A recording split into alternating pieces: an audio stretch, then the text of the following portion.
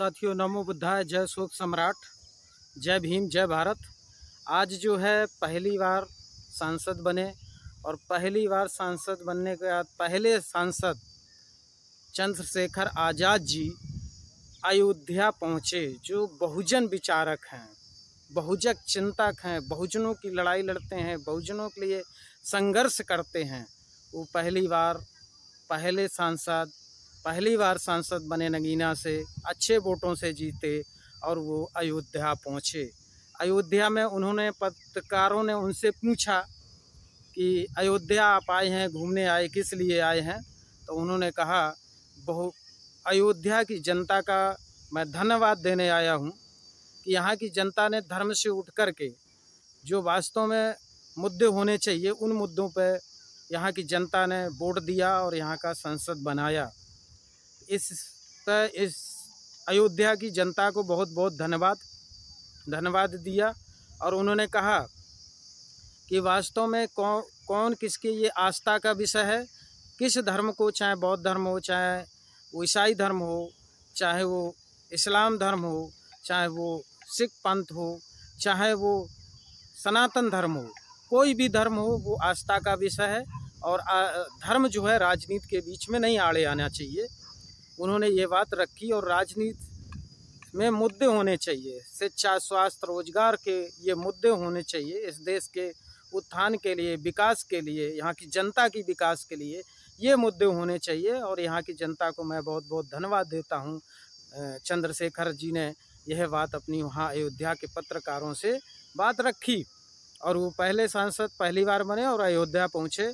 और उन्होंने ये भी कहा कि यहाँ पर जो धर्म की राजनीति हो रही है, वो राजनीति नहीं होनी चाहिए। और जिसको मुद्दा बनाया गया, वास्तव में ये सत्य बात है, जिसको मुद्दा बनाया गया अयोध्या में राम मंदिर बनाया गया, उस मुद्दे से पूरे भारत में चुनाव लड़ने की जो साजिश थी वो फेल हो गई है, अयोध्या ही में फेल हो गई है।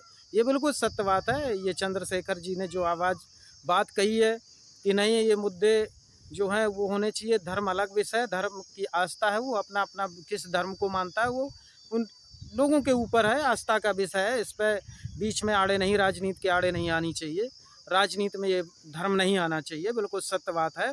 और उन्होंने ये भी कहा कि अभी जो आगे हम जब पार्लियामेंट पहुँचेंगे, सांसद में पहुँचेंगे, तो जो भर्ती निकलती है आर्मी की, 4.5 साल की कर दी गई, उस पर भी मुद्दे पे उठाएंगे।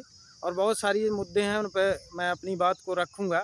तो ऐसे सांसद, ऐसे विचारक, बहुजन चिंतक, ऐसे जो भी भारत के लोग हैं, मैं बहुजनों से यही कहूँगा, ऐसे लोगों को बढ़ाने की ज़रूरत है और ताकत देने की ज़रूरत है। जो ज़मीनी स्तर पर लोग लड़ रहे हैं, यानी कि जो भी लोग किसी पार्टी से हों, अगर बहुजन चिंतक हैं, महापुरुषों की विचार को बढ़ाने का काम कर रहे हैं, बहुजनों की बात कर रहे हैं, स्वाभिमान सम्मान की बात कर रहे हैं, ऐसे सभी जो हमारे नवयुवक साथी हैं, आज संघर्ष कर रहे हैं, बहुजनों की विचारधारा को बढ़ा रहे हैं,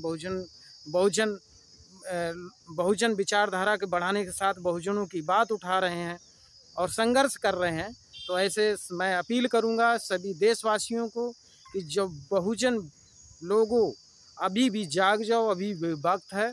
एक बार मानवर साहब कांसी राम ने हम लोगों को जगाने का काम किया, उससे पहले बाबा साहब दीना भाना ने जगाने का काम किया, ज्योतिबा फूले ने जगाने का, पेरिया ललन सिंह यादव, रामास्वामी नायकर ने, शिव दयाल चौरसिया ने, संत राम बीए प्रजापत, संत गाडगे, बाबू जगदेव प्रसाद कुशवाहा, ऐसे बहुत सारे महापुरुषों ने हमें एक विचार दिए, एक संघर्ष किया बहुजनों के लिए। आज फिर वो वक्त आ गया है कि भारत का बहुजन जाग रहा है और हम लोगों को अधिक से अधिक वोट देकर अपने बहुजन विचारक सांसदों को पहुंचाना है।